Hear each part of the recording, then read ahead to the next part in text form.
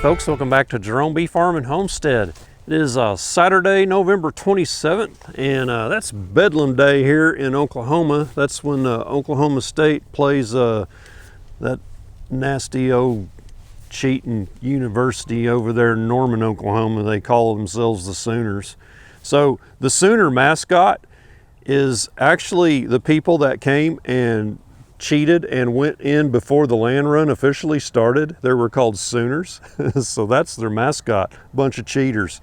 Anyway, Oklahoma State plays OU today, and Oklahoma State's ranked higher than OU, but OU wins 9 out of 10 times. It never fails. They call it Sooner Magic, and it just aggravates the crap out of me. But anyway, hopefully Oklahoma State will come out victorious today, because that's my alma mater. That's where I went to college. But anyway, I'm not here to talk about that. But so today we're going to do some maintenance on the hives. Nice day. It's going to be in the mid 60s. It's probably about 60 degrees right now. Light wind.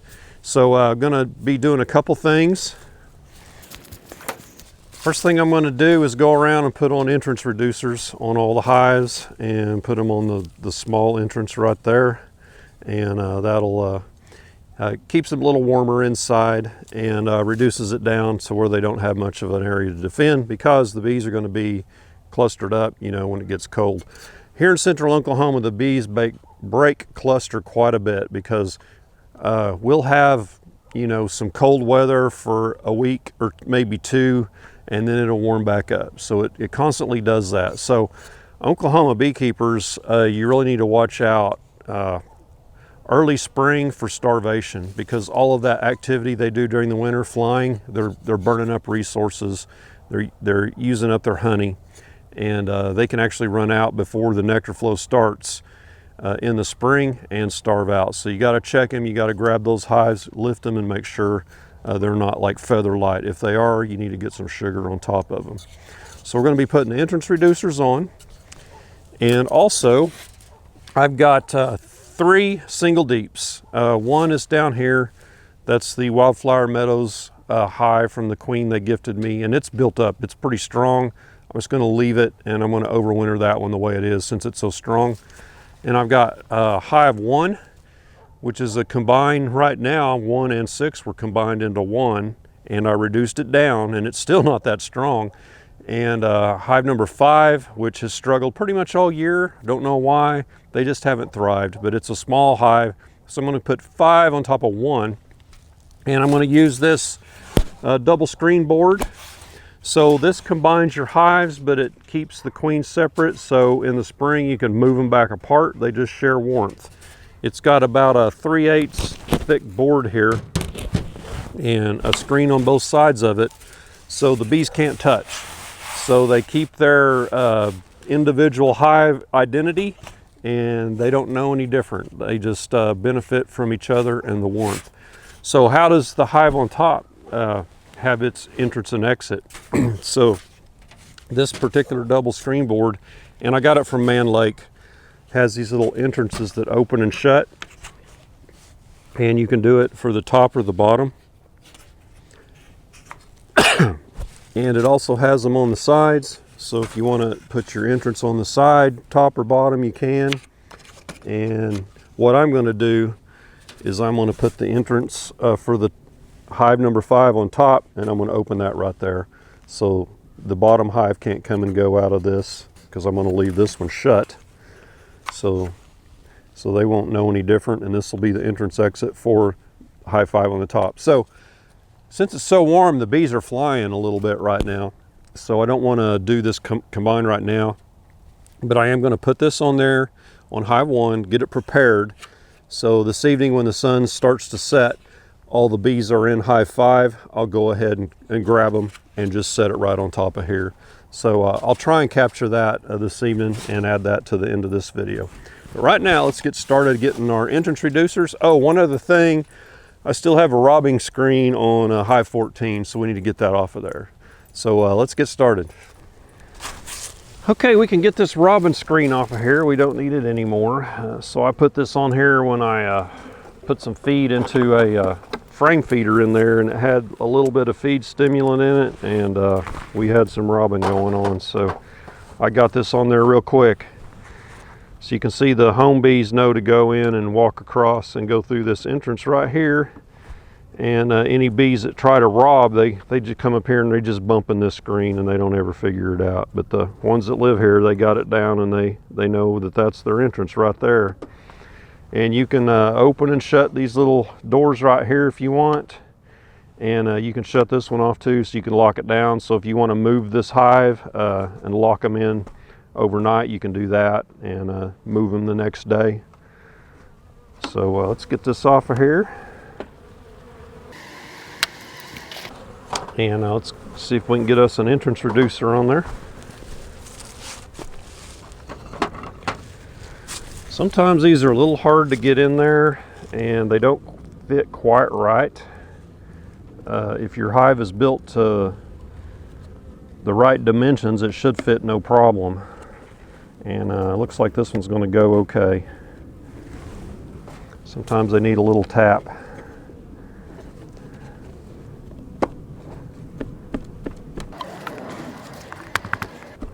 And they can be a little difficult to get out in the spring. Sometimes you got to pop this box up. All right, so now they got a little entrance right here, and reduced down for winter. So I don't have enough of those to go around all my hives, those reducers.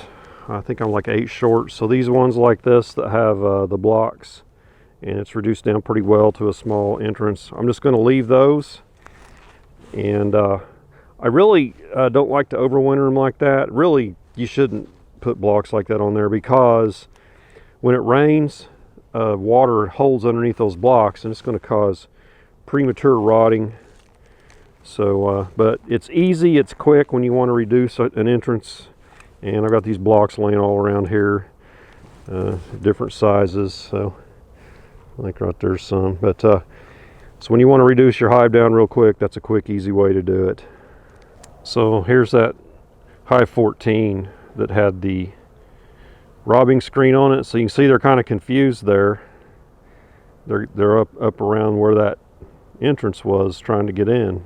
But they'll figure it out here in a little bit, that they need to go down there on the bottom. There's also a little gap, looks like, right there, that they're using a little bit. So I'll look and see where the majority of the bees are coming and going. Looks like they're lighting right in here. So I'll put this entrance right in this spot here. So the bees have a big propolis barrier built up all across here. So they've already got an entrance reducer.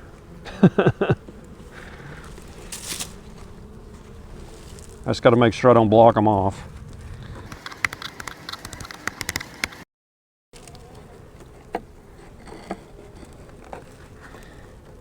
That was slid in nice and easy. Okay, plan B. Wouldn't lit the smoker. Thought I could do this without the smoke, but it's hard to get these in, some of these. And it looks like termite damage right there. All right, let's see if we can get this in here.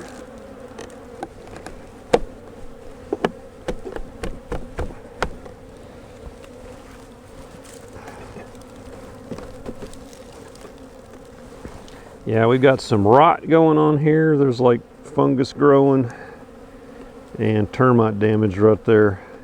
We're gonna have to replace this. So that's a slatted rack. Really, you don't have to have those, but it gives the bees more space in the summer to hang down off of these frames, and less bearding, and the queen will lay down farther on the frames if she's got more space. A little bit better temperature control. Just gives them more space, basically, is what they do.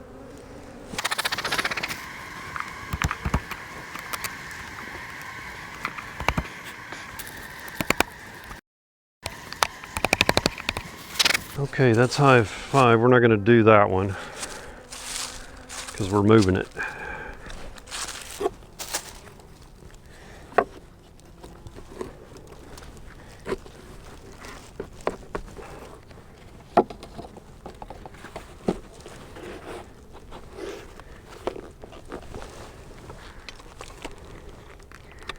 See on this hive where they got the propolis built up right there already? So I'm going to have to scrape that off of there.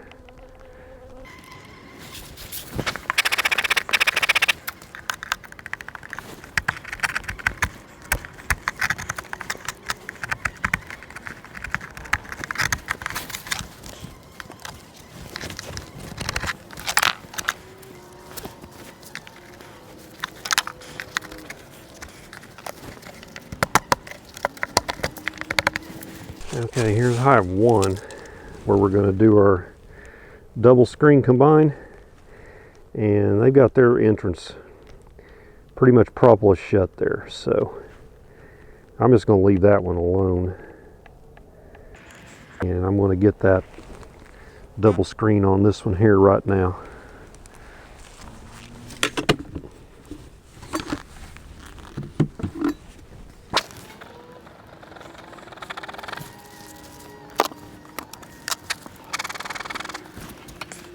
Okay, we're going to put the entrance towards the top and the back. So this inner cover will go on top of the next hive. So this is going to replace this inner cover.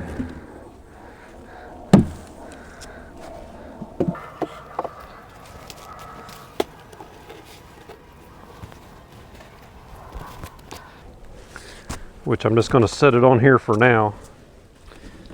But when we put the other hive on top of here, this inner cover will go on top of that. So that won't go down. I'm going to shut this entrance right now, so this will go on top, and then we'll open it up when we do the combine.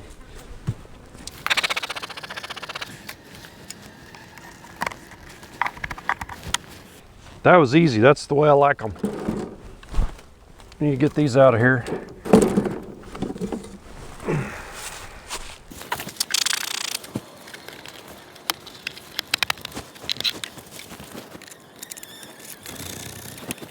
See if I can get you a shot of their entrance so you can see what I'm talking about. There you go. So see where they propolized? They basically have reduced their entrance how they want it. So when I put these on, I got to be sure I don't block that off and push it in there too far. So quite a few of them are like that.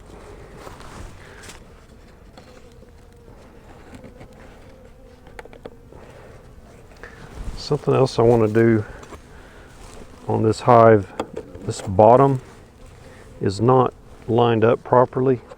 So on this side, water can get on top of that board there. Oh, I hate to move that with all that propolis in there like this.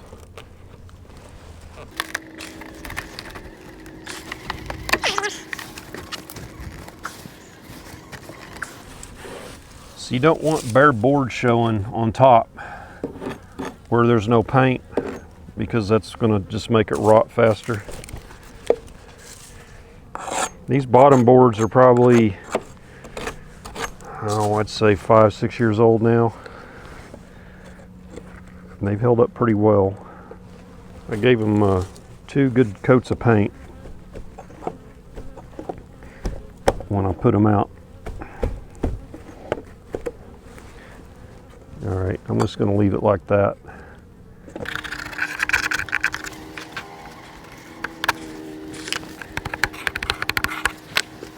Okay, going to start here on 28. 28 was a really rank hive this year, and we requeened it with a Wildflower Meadows queen, and that calmed them down pretty well.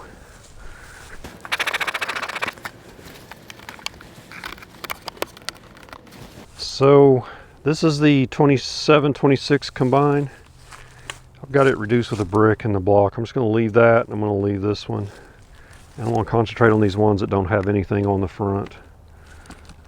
And I believe this is going to be a non-standard size here. Yeah. I'm just going to put blocks on here. That's a bottom board that I got from someone that gave me some stuff, and they built that themselves.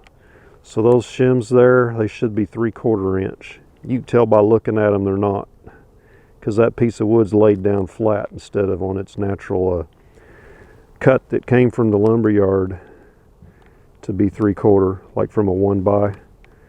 So let's get on down to the next one.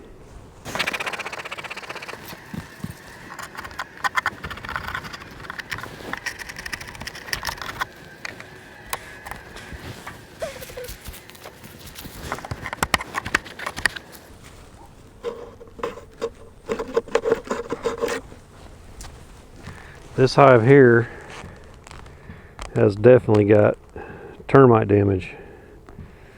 So you can buy treated wood for those bottom covers or the bottom boards, and I bought a few of them. It doesn't cost a whole lot more, and I believe that'll keep the termites from eating them.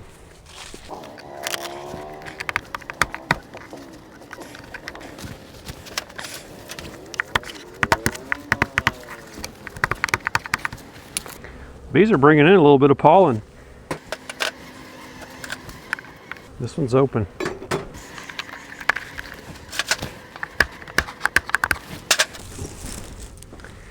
Yeah, so they're bringing in some yellow pollen. Not sure where that's coming from. Might be pansies, something like that, ornamental flowers. But we got a few up there by the house. But there's a few neighborhoods around here. They may be getting stuff from flowers like that. But that's the end of this part. We're going to pick it up here in a minute. We're going to go over and combine Hive 5 and 1, and we'll pick it up there.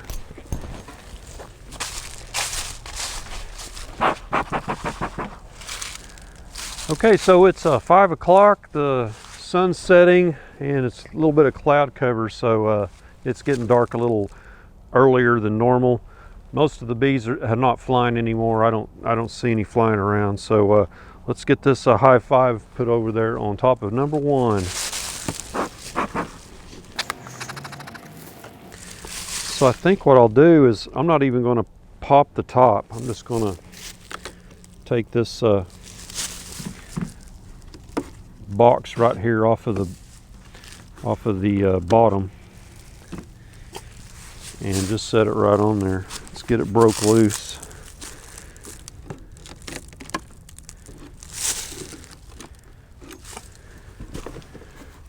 Yep. All right. Let's go get that one ready.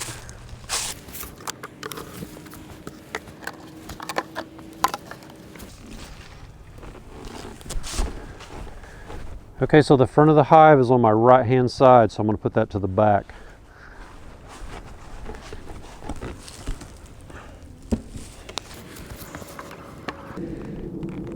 So there we go.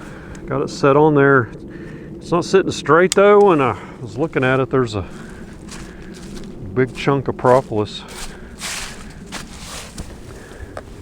So that right there was what was down on their entrance, so blocking it off, so I need to get that out of there.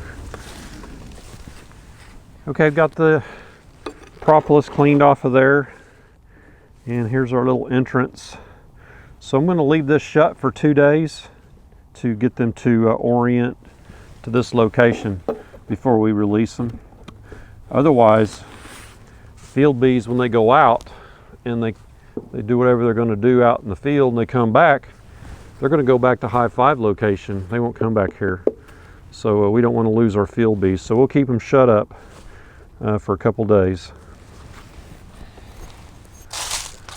So we'll put this inner cover and telescoping cover right here on top of this bottom board. And next spring, when we're ready to make a split, we got everything we need right here. All we need is a box with some comb, And same thing right here on Hive 6. So, and Hive 99, formerly known as Hive 13.